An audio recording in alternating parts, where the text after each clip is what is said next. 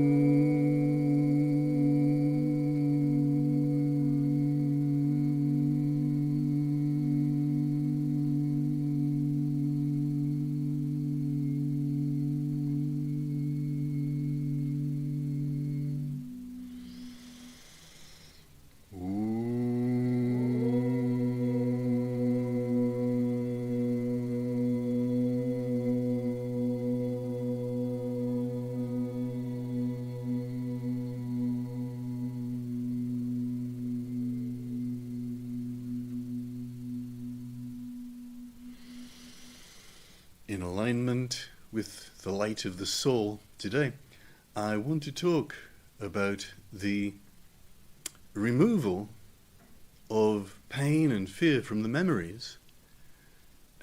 Memories of this lifetime, memories of all your previous lifetimes, and the release, through doing that, of alchemical gold, of abundance in every area of your life, within and without. How do you get the gold? How do you release the alchemical gold? Well, first of all, you've got to follow the ancient myths, because from time immemorial, men have had to do this task of removing all the pain and fear from within. It's another vector than the intellectual vector. It's another vector than the intuitional vector. It's another vector than the emotional vector. It's another vector than the physical vector. And yet, the release of pain and fear from within is the release of all the toxins in the physical body, all the negative and destructive emotions, all of the negative thought forms from within the intellect, all the energy blockages which prevent the intuition, all of the energy blockages which prevent the flow of energy into your talent. Pain, trauma produces fear, and it is fear which is the mind killer. By releasing the trauma and fear from within, you're going to release gold, alchemical gold.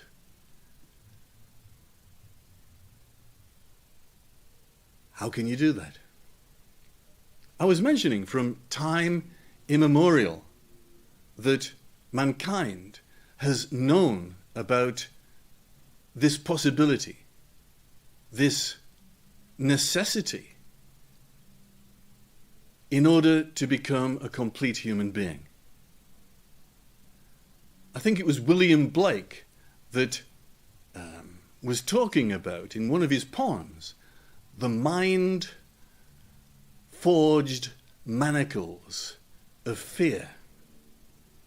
The mind-formed manacles of fear. And what he says is, you are locked into a dark place.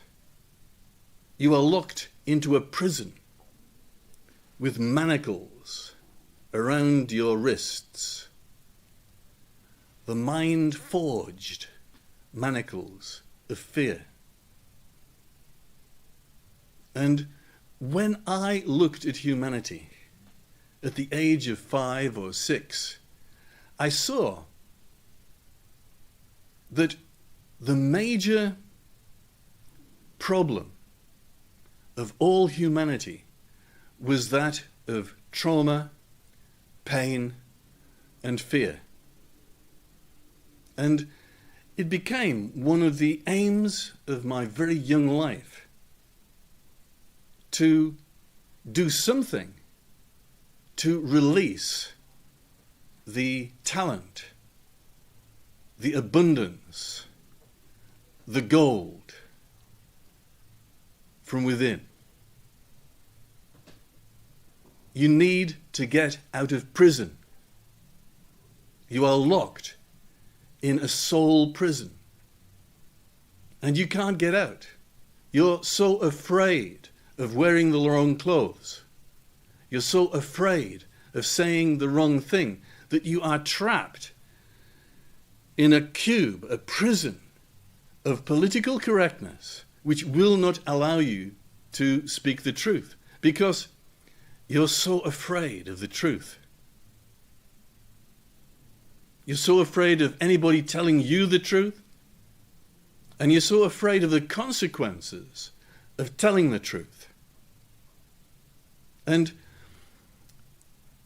I've been listening to the talks of Jordan Peterson on Joe Rogan, and I thought to myself, wow, there is a guy, there is a hero who stands up and he tells the truth. And as a clinical psychologist, this guy has studied 40 years of psychology, 40 years of Jung, 40 years of myth, and from within, by using the techniques that he knows about, he has forged a courage and the ability to do the right thing, which is a very dangerous thing in this world. For anybody to tell the truth is to become a target.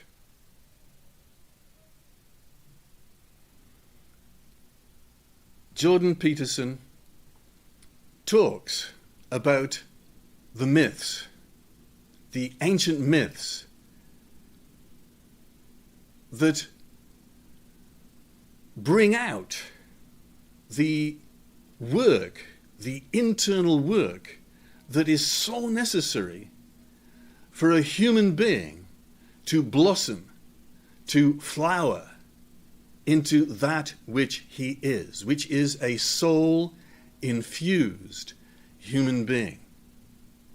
A person who does not act from the physical, a person who is not controlled by negative and destructive emotions, a person that is not fooled by imaginary worlds of the intellect, a person who reaches outside of the box and into the first chakra above the head, called the soul where exists all your previous lifetimes, all the memories of your past lifetimes, the soul which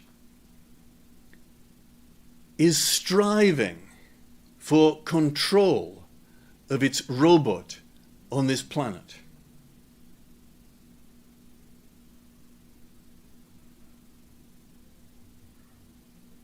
The soul which wants you to access all of your talents, to become worthy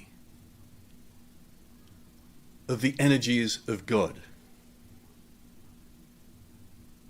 A person who has been tried, a person who has been tested, a person who has been forged in the fires of Mount Doom, a person who is a made man, a self-made man.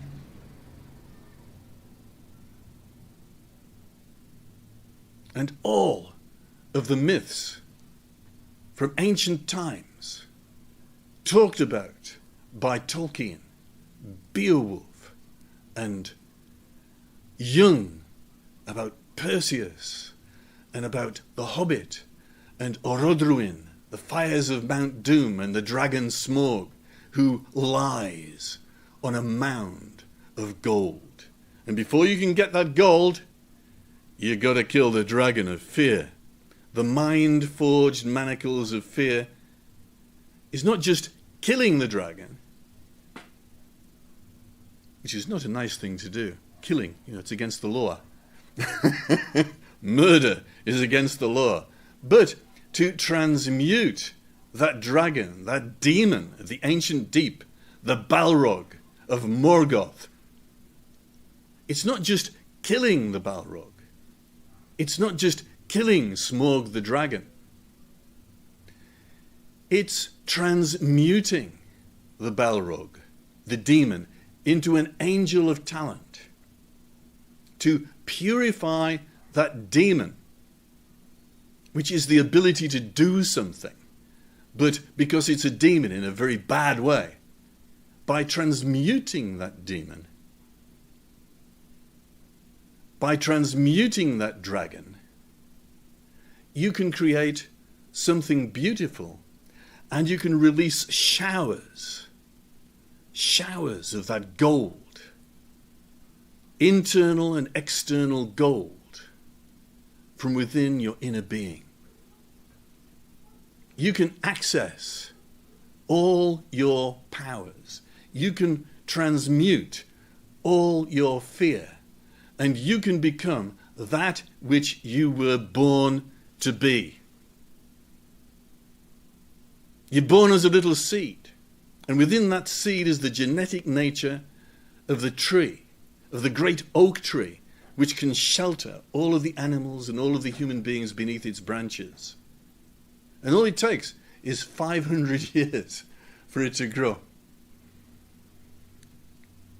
But that genetic information, that seed, is within you. And all of the explosions of anger, and when that seed is compressed by a concrete block, and it cannot reach the sun, and it cannot reach the water, and that little seed becomes so violent that it tries to drill through the concrete block to get to the sunlight. And when it can't drill through the concrete, it explodes into revolution and the guillotine. Far better to transmute that concrete block, to learn the techniques of removing the trauma, the pain, and the fear within. And we talk about the ancient myths as having a meaning.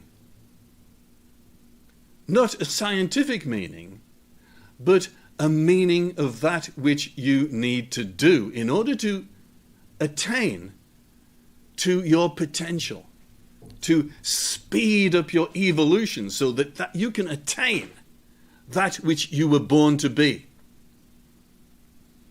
That's incredible.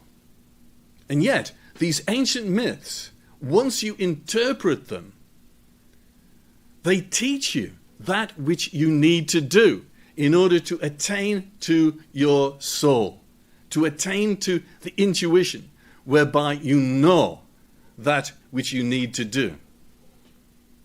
When you have a purpose, when your life has meaning, when your life has significance, and every action on your part is aimed towards the benefit of yourself, your family, your city, your country, and the whole human race, because the whole human race is one.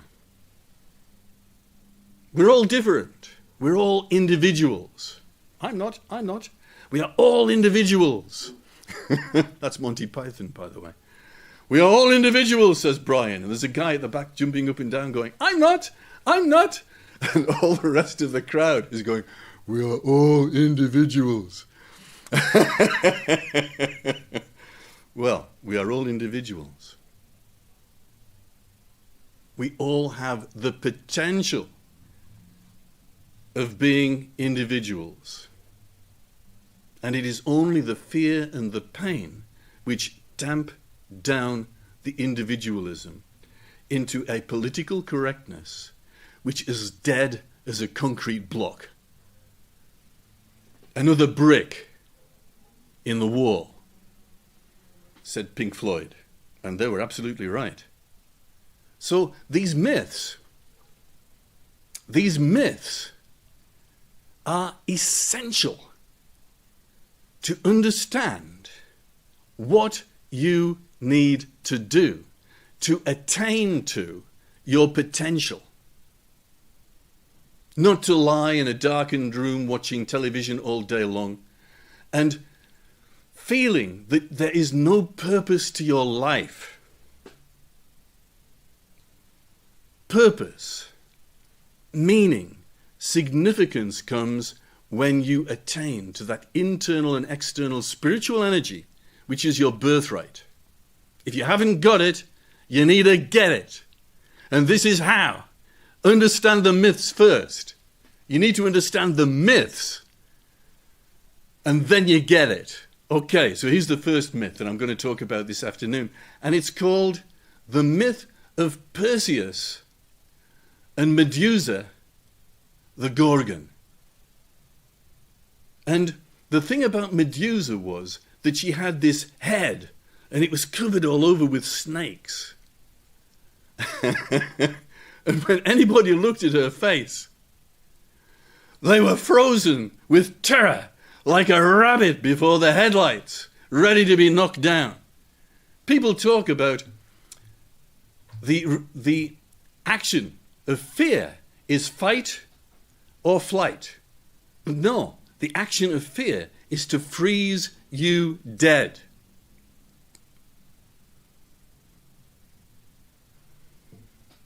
Is to freeze you dead so that you can't move.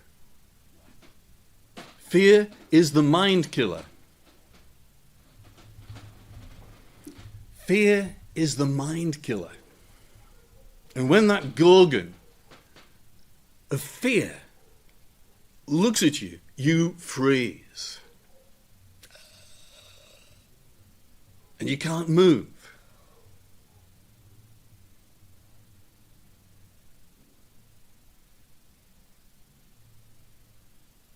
What are the snakes? The snakes are the little dragons. And if you are not a moral man, as was Commodus in The Gladiator, the movie, which won all of those awards by Ridley Scott, and the father, Augustus, of Commodus, the young prince who would become emperor, he said, Commodus must not become emperor. Why? Because he is not a moral man. Now, Commodus had a brain the size of a planet. And yet, within him were dragons. Within him were snakes. And every person who has not attained to morality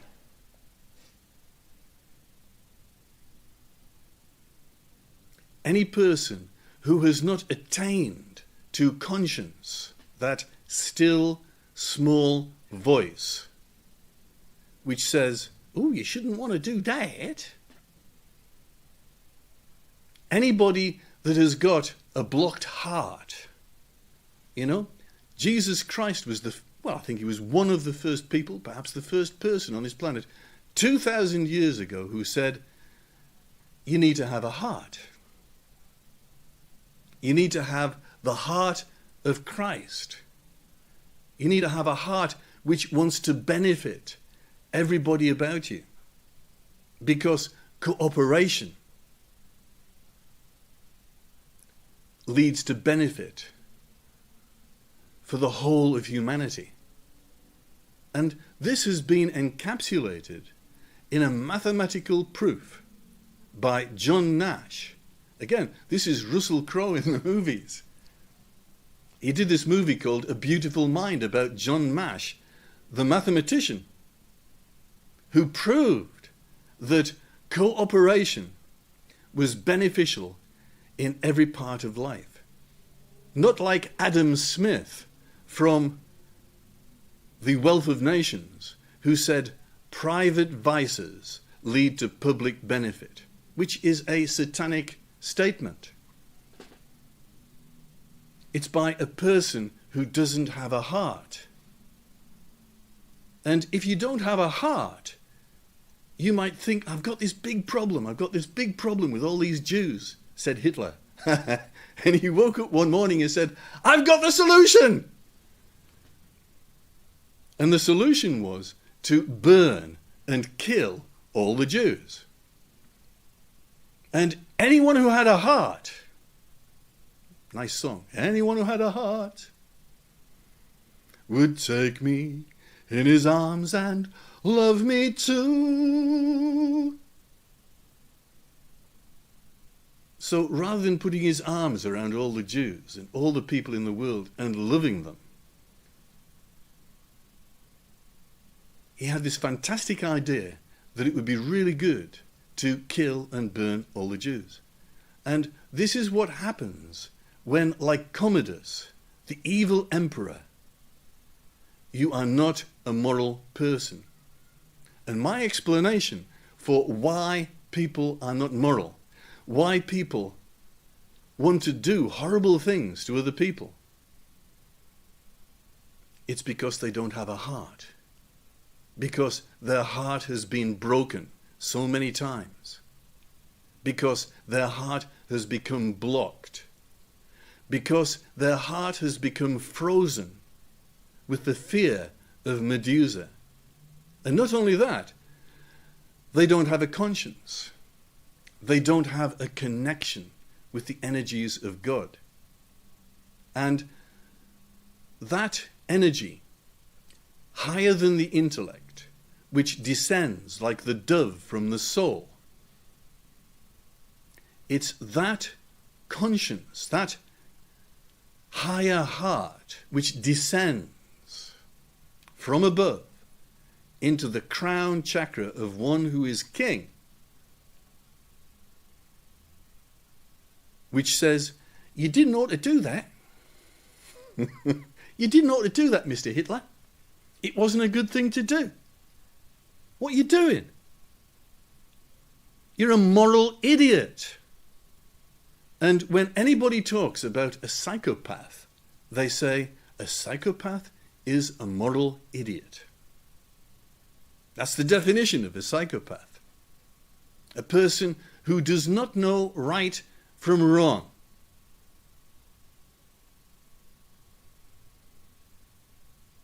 And how do we become frozen? How do we get our hearts frozen? How do we get our heart blocked with energy blockages? How do we get a block of ice above our heads which prevents the descent of the soul? How does that occur? It occurs through the Gorgon Medusa, the mind-filled manacles of fear, which locks you into the prison of your mind and does not allow you access to the energies of the sunlight, of the water, of the nutrition, to the energies of God. You are that seed. And if you remain locked in your prison, you cannot germinate to become that which you were born to be. You cannot attain to self-mastery. All you can attain to is shame and fear of the mob, of the world. You become a bad king. You become a bad emperor. You become like Commodus. You become like Crassus in Spartacus. You become afraid of anybody that can destroy your position in life.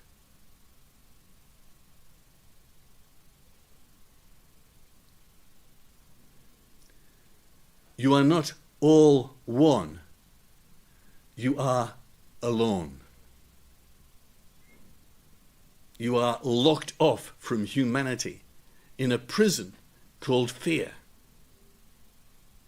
And this is the Medusa. And if you have a big intellect, if you are not a moral man, you have 50 snakes around your head. And if you are a person of meager intellect, you have 1 or 2. The only difference is in the amount of damage that you can do.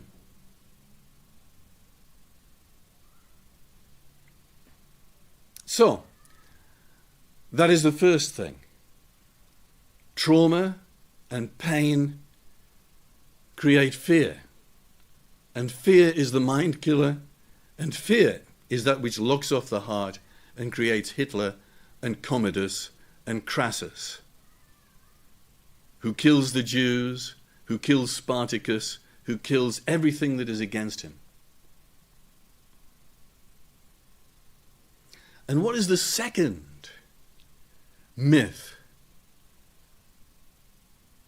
of Perseus? It's when Perseus slays the dragon to release Andromeda, the princess. And what this myth is telling you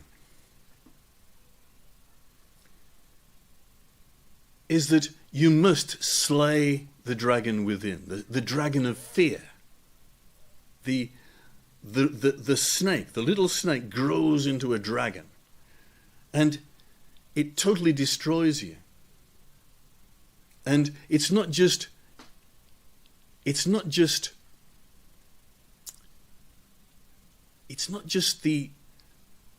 pain and the trauma which produces the fear. It's the pain and the trauma and the shame of having done the wrong thing, the fear of doing the wrong thing, which creates the PTSD,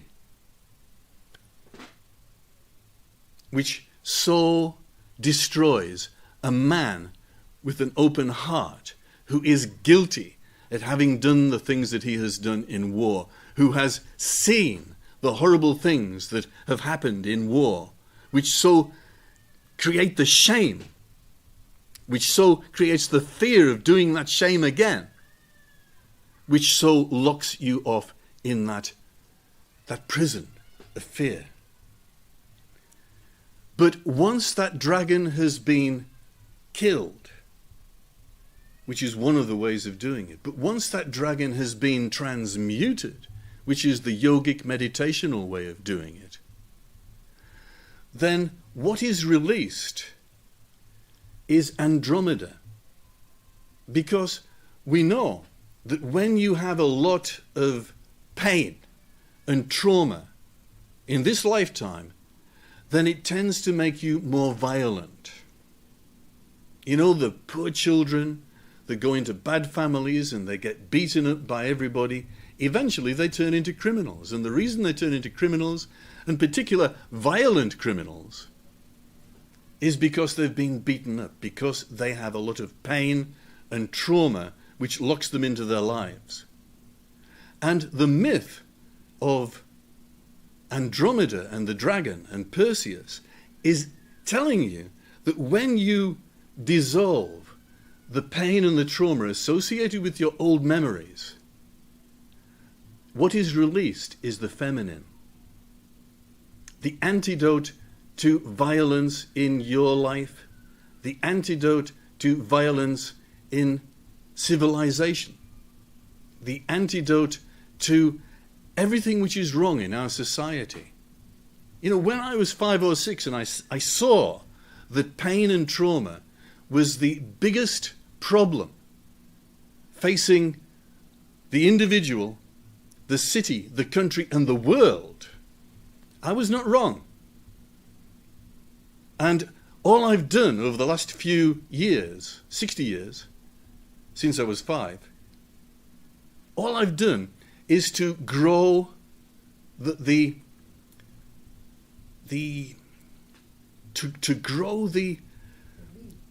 evidence that proves that pain and fear are at the basis of all the problems of humanity. And if we can dissolve that pain and fear, which is what the myths say we need to do,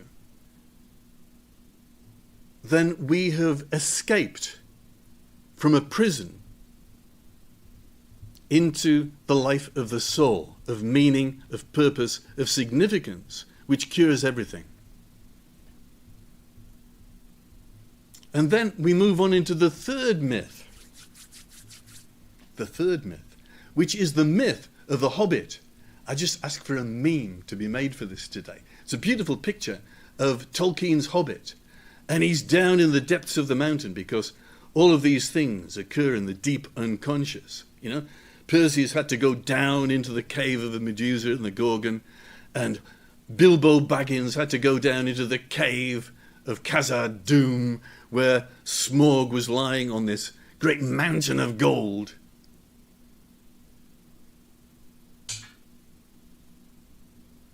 Because in order to attain to the gold which is possible in your life, in order to attain to your inner talents and meaning and significance, in order to access the richness which can come into your life, you need to have a method of removing the dragon of fear from within, from the deep unconscious, to allow a renewal, a recapitulation of your life, which will evolve you past, far past the levels you've ever dreamed possible.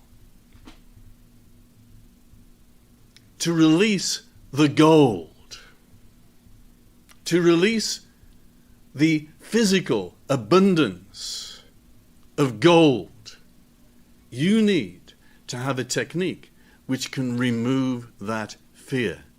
The fear of taking a step forwards in your life. The fear of reaching out to get hold of the gold. Hold on to the gold. Reach for the gold. Strive for the gold. Nintendo surgimus. We rise by striving. We need to do something if we are to remove that pain and fear in our lives. To release the gold.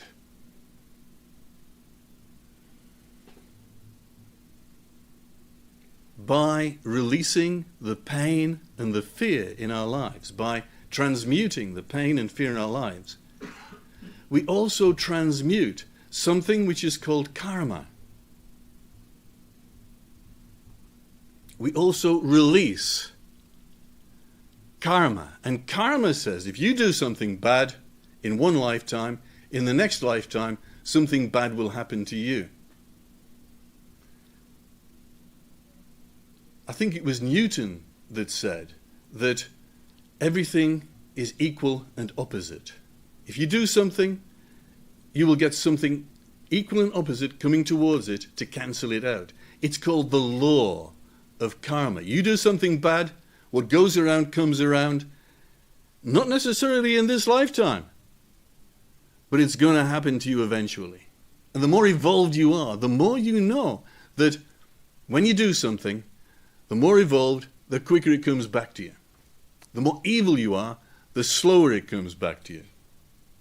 But karma is an immutable spiritual law which cannot be undone. By releasing the pain and the trauma from all the memories in this lifetime, you remove the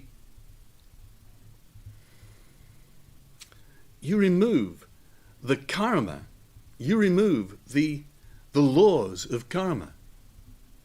If you've done something and you have shame because you've done something, then you deserve what comes back to you. But if you dissolve that pain, if you dissolve that fear, if you dissolve that shame, there's no need for that karma to come back to you. And it says in the Yoga Sutras of Patanjali, karma can be transmuted. It's one of the laws of meditation. But how to do it? This is the thing. It says this is possible. It says the removal of pain and fear is possible from every memory. It says karma can be transmuted. It says things can change for you. You can do something which is going to change your life to attain to the gold. Get the gold. That's what you need. Get the gold. Transmute your karma. Because if you do not transmute the karma by means of meditation, if you do not learn the ancient techniques to transmute pain and fear and karma, then you are going to have to learn by means of the bad luck and trouble. I think it says in the blues songs, bad luck and trouble are my only friend. I was down before I was 10, born under a bad sign. I was down before I could walk. If I didn't have bad luck, I wouldn't have no luck at all. This is karma. If you can't get rid of that pain and fear within, in the unconscious, in the deep bowels of Mount Orodruin, if you cannot get rid of Smaug the dragon, if you can't cut off the head of Medusa, deep down in the bowels of the earth, then you are going to have to follow the normal laws of karma. And the ancient myth about karma is in alchemy, where it says, how do you purify impure gold? Well, he says you take the gold and you put it in the fire and you heat it up to 1,300 degrees centigrade, and you take the gold out and you put it on the anvil, and then you take a bloody big hammer and you beat the crap out of it. And that is normal karma. This is the normal lot of humanity. Because if you don't know how to transmute the pain, the fear, the shame, then bad luck and trouble are going to be your lot. And you're going to have that crap beaten out of you, because eventually that gold has got to shine.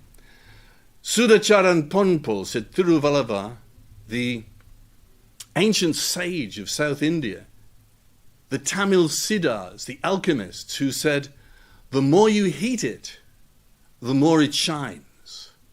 And what that means is, the more you heat up the gold, the more pure it becomes, and the more it shines. And what he's talking about is the aura, the radiance of one who has transmuted his negativity, who has been down into the depths of the soul, and who has transmuted the dragon of fear. All sorts of techniques to do this, but the higher techniques are the fastest. The higher techniques are the fastest.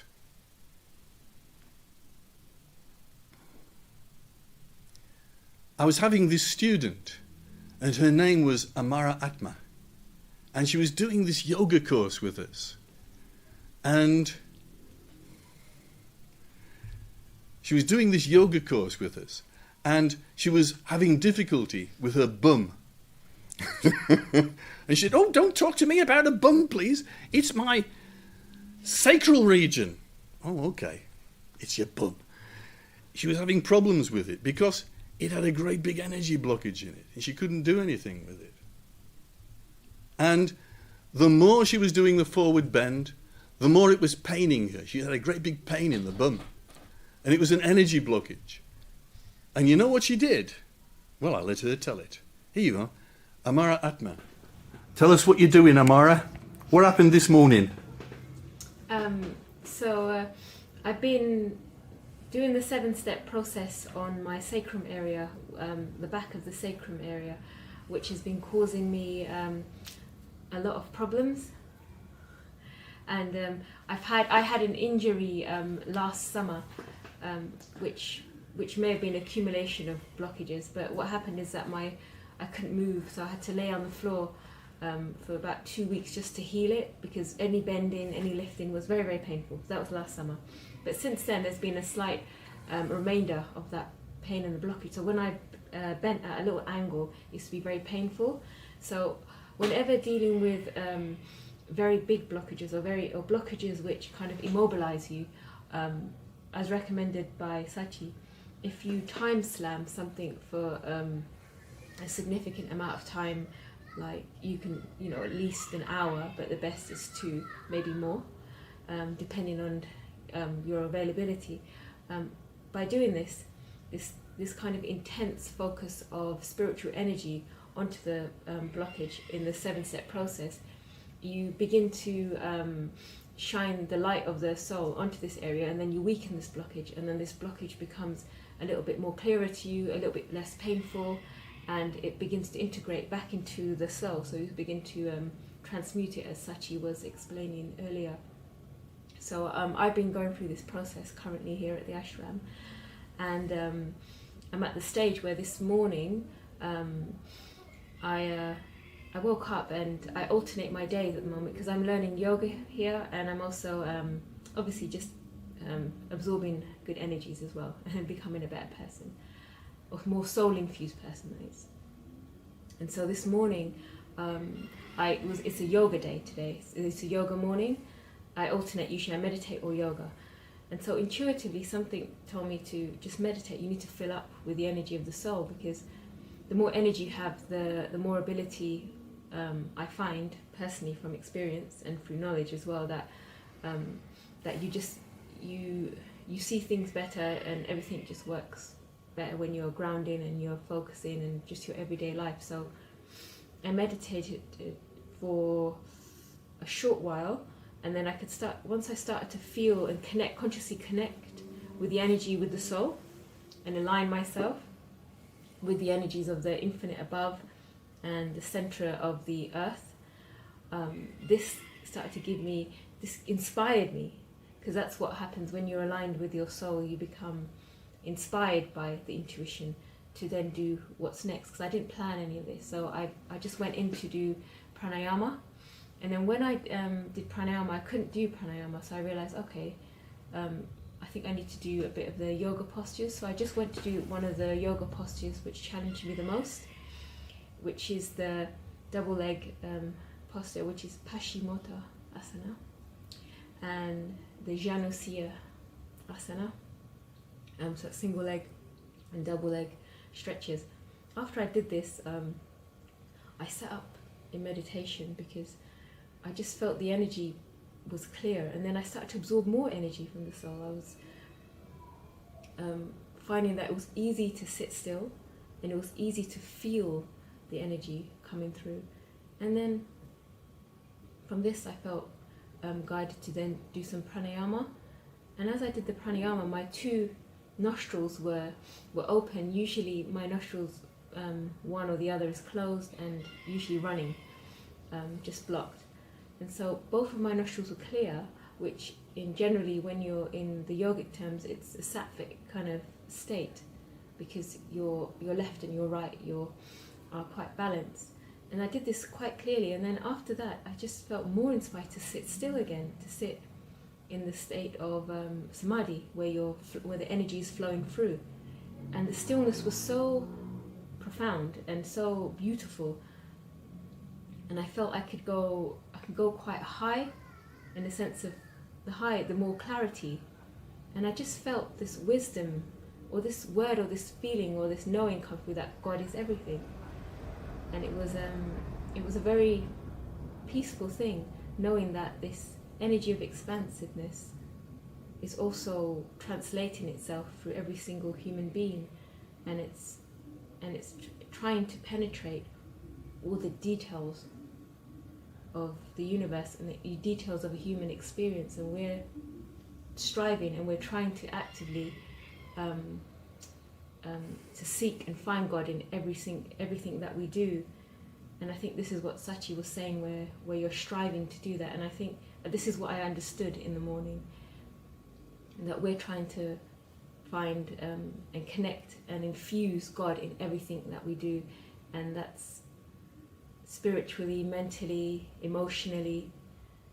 And so, it was quite a nice, profound, meaningful thing, which then I know it's changed the way I see everything going forward. So I just thought that experience would be good to share. And then after that brief meditation, I went to do a couple of more postures, and I found that I was choosing the postures which were the most difficult for me.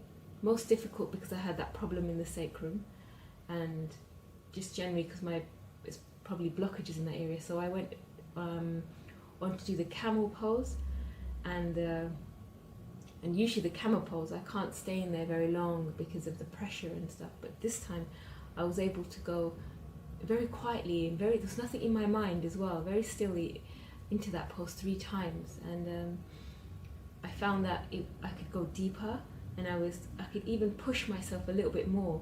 And when I came out of it again, I felt in a state of meditative state of quietness, of samadhi, and I was able to sit there for a while. So yes, I think the combination of 7-stepping, time slamming, blockages, it's very resourceful. It's very important because it just helps with the alignment process, and also doing yoga poses as well helps you find blockages.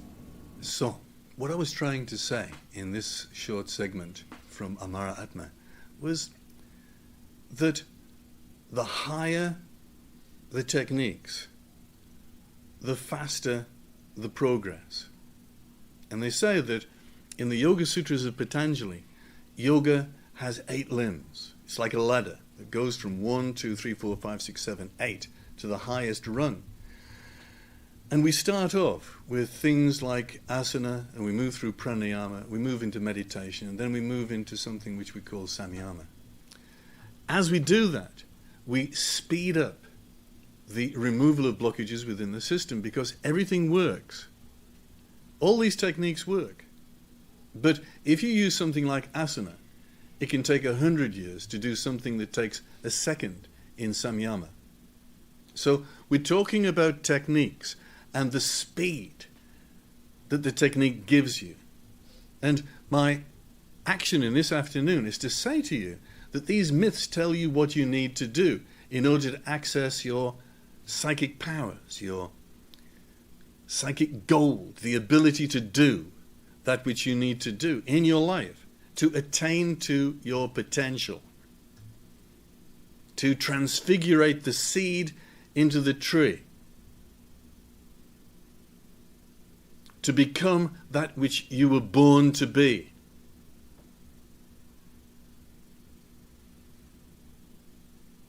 And when we're talking about Smog and the dragon, and we're talking about the one ring, the one ring is that thing that the devil offers to you and says, my boy, I'm going to give you all the gold, I'm going to give you all the women, I'm going to give you all the Rolls Royces, I'm going to give you all the palaces, I'm going to give you all the princesses. All you got to do is to take the ring. There you go. Just take it. Take the ring.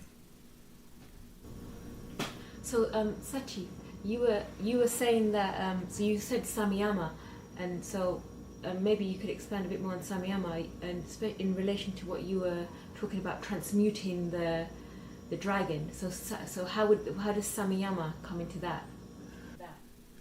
Okay, I'm going to get into that, because what am I here for today except to explain the techniques to people? The first formula of alchemy, because what we've been talking about with the Medusa, with Andromeda, and with the dragon Smog and the gold, is alchemy. Alchemy is the methodology of transmuting base metal into gold, of transmuting energy blockages, pain, trauma, and fear into gold. And for thousands of years, kings have been searching for the means of transmuting base metal into gold. For thousands of years. And yet, the first formula of alchemy is called vitriol. Vitriol is a bottom-up solution to the problem of pain and fear. Samyama and the 7-step process is a top-down solution to the problem of fear. And both of them work. And all of them work quickly. But what works more quickly is samyama. But first, let me go into a little bit about alchemical vitriol. Vitriol is a Latin acronym which gives you some idea of the age of the first formula of alchemy for transmuting pain and fear into spiritual gold, into releasing your potential. And the acronym goes Visita, that's the V of vitriol. Interiore, that's the I of vitriol. Terrae, that is the T of vitriol. Rectificando, that's the transmutation, to rectify, is the R of vitriol.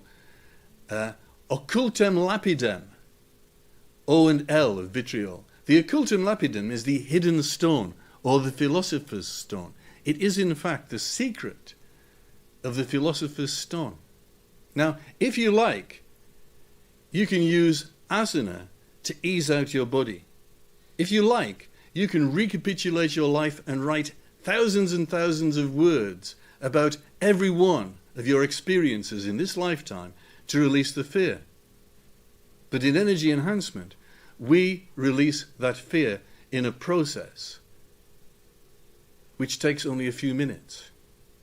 And not only this lifetime, but all your previous lifetimes.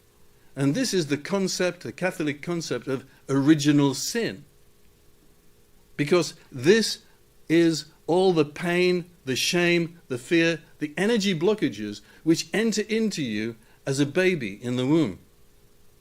It's original sin. And you can't get rid of that by recapitulating this lifetime alone. There is more to removing all of your karma.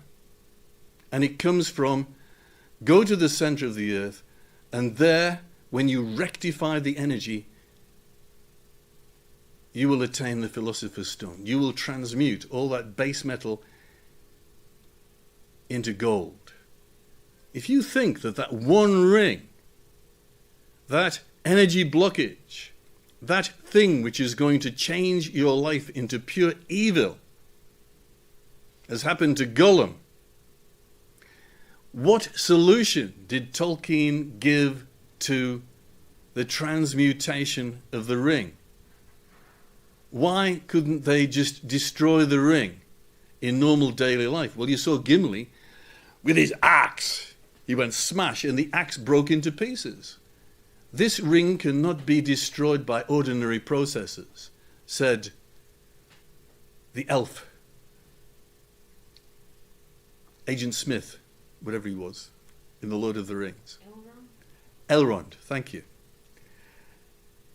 This ring cannot be destroyed by ordinary processes. It can only be destroyed in the depths of Mount Doom, the volcano, in the depths of the earth, in the center of the earth. Visita interiore terrae. Go into the center of the earth. Rectificando. There you can transmute the evil ring of pain and fear and of trauma. And there you will find the occultem lapidem, which transmutes base energy into gold. And further than vitriol, once you take that transmuted energy along the path of the soul, then you will have showers of gold entering into your life. It's a promise. It's an ancient technique. And we teach it here at Energy Enhancement. And it's the fastest, most perfect, most ancient, myth-filled process that you would ever wish to get. And it's quick. And it's cheap. And you can get it anytime you want. There you go. Jordan Peterson, I love you. Yeah, there was a question here. Can you talk about Jordan Peterson's voice? Well, I don't want to say anything bad about Jordan Peterson, because to me, he's a hero. He's been using the techniques and mythology to go deep into his unconscious with the truth. Because this truth is another technique that works. He's been using these techniques, and you can see from what he is doing in the world that his techniques have worked. All techniques work. I'm just saying, here's another technique, it works faster and better because it's ancient and all the rest of it. But I don't want to say anything against Jordan Peterson, because to me he's a hero. All I'm doing in all of my talks, talking about Jordan Peterson, is to say, look, there's something here that works, and it works better. Please take advantage of it. Because all I want to do is to benefit you and everybody around you and the whole world. What else am I here for? Huh? So when somebody says, can you explain a little bit about Jordan Peterson's voice because everybody's interested in it, I'm saying the voice is a symptom of fear and pain and energy cords and connections. And Jordan, you haven't got rid of all of the pain and fear inside. I know you've done a lot. You've done great things. My God, fantastic. With the truth, you can get everywhere. But I'm saying that to clear up the voice, to clear up the pain, the trauma, the sin, the energy blockages within, the voice is a symptom of the soul. If you have a voice that sounds like Pepe the Frog, then know that you have not come to the end of your process. Simply that.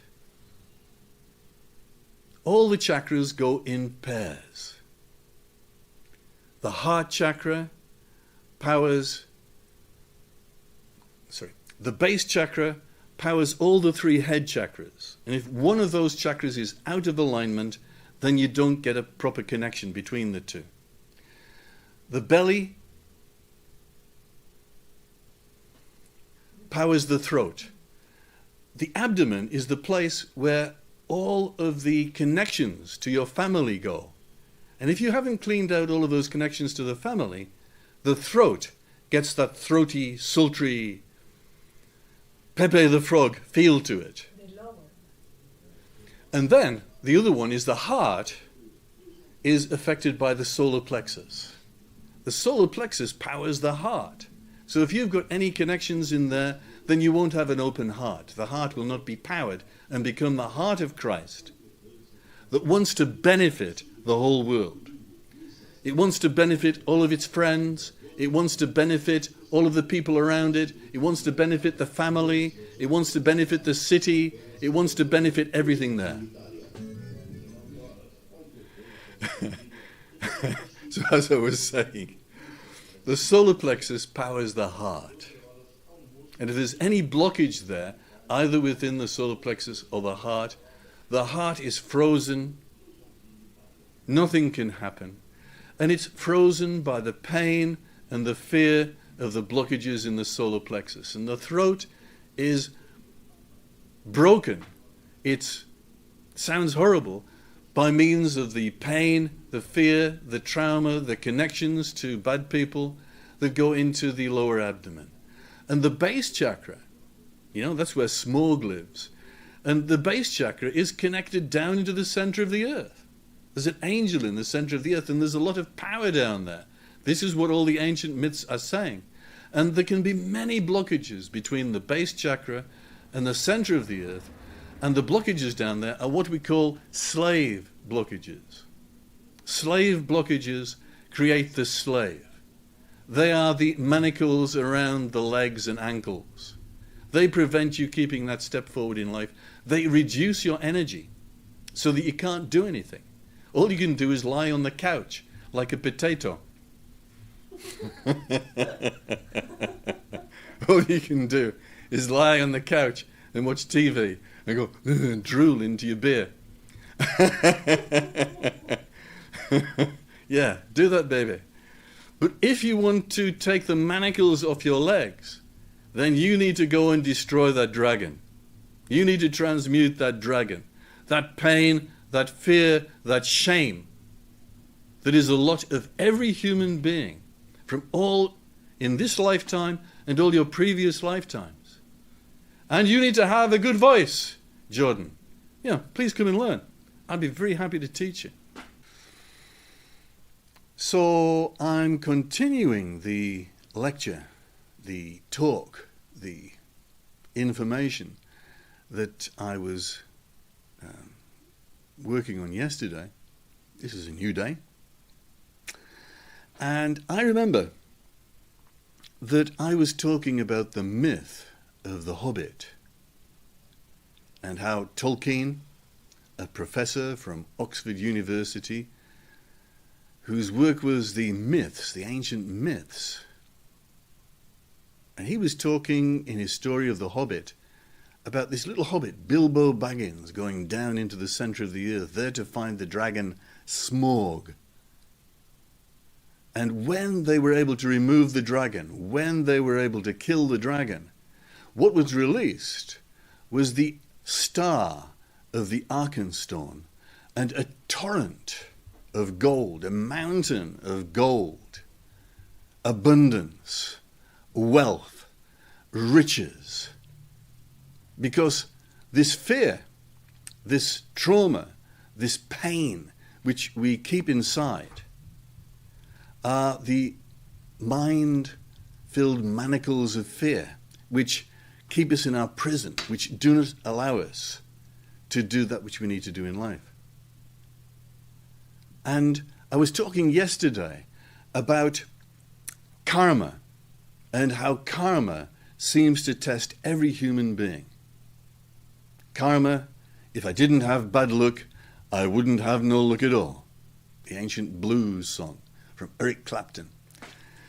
If I didn't have bad luck, I wouldn't have no luck at all.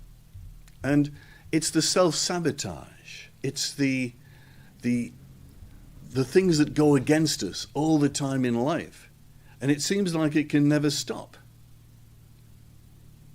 And Swami Satchidanand said the normal way of evolution, of normal humanity, is that of the anvil and the hammer. You are gold ore. And if you want to purify that gold, what you got to do is you got to heat up that gold, you got to put it on the anvil, and you've got to beat the crap out of it. And this is the lowest technique to overcome your karma. Newton said that action and reaction are equal and opposite. So when we do something bad, the reaction is that of karma. And it's an immutable law. It cannot be removed. And it is the teaching which teaches us not to do the bad thing. The path of goodness, the path of godness, is to always and in every way do the right and good thing. If you don't, the condign reaction to that, the well-deserved reaction to that, is karma. And yet, the Yoga Sutras of Patanjali, I've written a commentary on the Yoga Sutras of Patanjali, you can get it free from the website, says that karma can be changed, it can be transmuted. Do you want it the easy way? Or do you want it the hard way?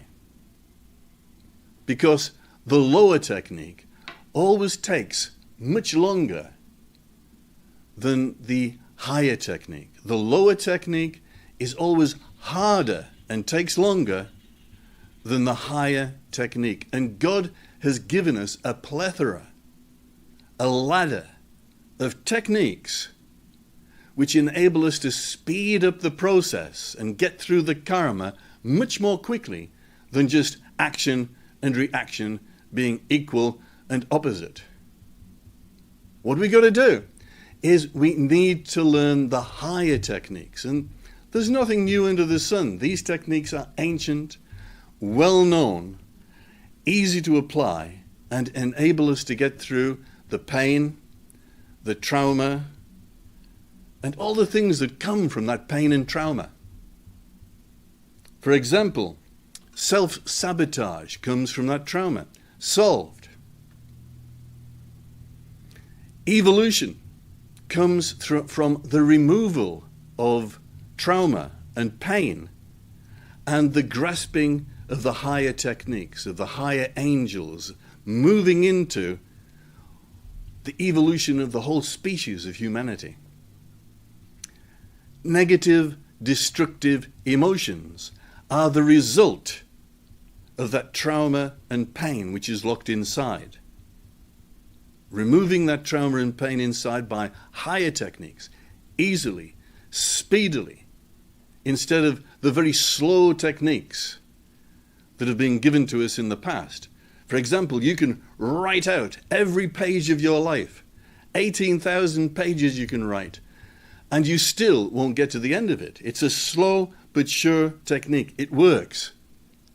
But the higher techniques, which we are teaching here at Energy Enhancement, they work quicker and they work more thoroughly. They get right to the bottom of all your pain and trauma.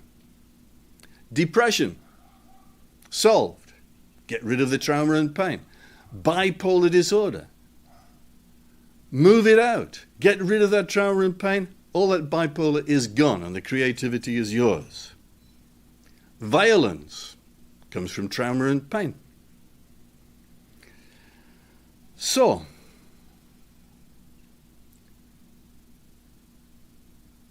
yesterday, Amara Atma was talking about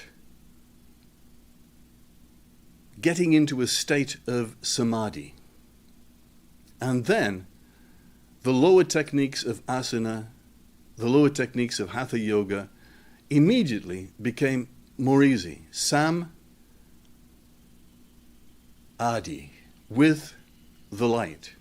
We're here talking about the Arkenstone that was there in the Hobbit. The Arkenstone is the central spiritual sun. We access a light brighter than 10,000 suns, which shines down upon us into our crown chakra. And it's that crown chakra that makes us king, because it absorbs the energy of God. It gives us all the energy we ever need. And we absorb that energy every night, in sleep, in dream. Without that sleep, without that dream, we cannot, with the lower technique, absorb the energy of God. I always asked why Swami Satchidanand only needed to sleep 4 hours a night. Same with Zen Master Hogan. And the reason was that they were permanently in a state of meditation, of samadhi. They didn't need to sleep. They didn't need the lower technique because they had the higher technique of samadhi. And when that samadhi comes, you get into it in a state of meditation. When that light shines brighter than 10,000 suns down upon you, and you're constantly with that light. Sam is with, Adi is light. When you're with that light, then everything just moves more speedily and better in your life. And we were talking about the ancient technique of alchemical vitriol. And you know it's an ancient technique because it's an acronym in Latin which says visita interiore terrae rectificando invenies occultum lapidem. I explained all that yesterday. It's important to know that this is a guided meditation, a technique of meditation which allows you to burn up, to dissolve, to transmute all the negative energy of pain and of trauma, and to release the spiritual gold which is inherent within you. It's a higher technique, and it is one that speeds up the process of karma 10 million times. You can get rid of all the karma from this lifetime in a very quick, speedy period. You don't have to go through it anymore, because the karma which is to come can be moved out. It says that in the Yoga Sutras of Patanjali. Patanjali knew about this 5,000 years ago. And we're just starting to use it now on this course of energy enhancement. Ancient techniques, starting to use them. And do you want it the hard way of karma, or do you want it the easy way of samadhi or of samyama? And samyama is an even higher technique than samadhi. And it's the whole of the 4th chapter of the Yoga Sutras of Patanjali. Again, wrote a commentary on it. Sam with Yama, the god of death. By bringing your karma into alignment with samyama, you can easily dissolve it, easily transmute it, change your life, change everything within you to be that which you were born to be. Meaning, significance, purpose, path, revealed by the dissolution, the transmutation of base metal, all your energy blockages, all your trauma, into gold. The transmutation, the alchemical transmutation of base metal, clearing out the base chakra to access the spiritual gold from the higher chakras, to become a living fountain of light. This is enlightenment. Get it now while you can. Thank you.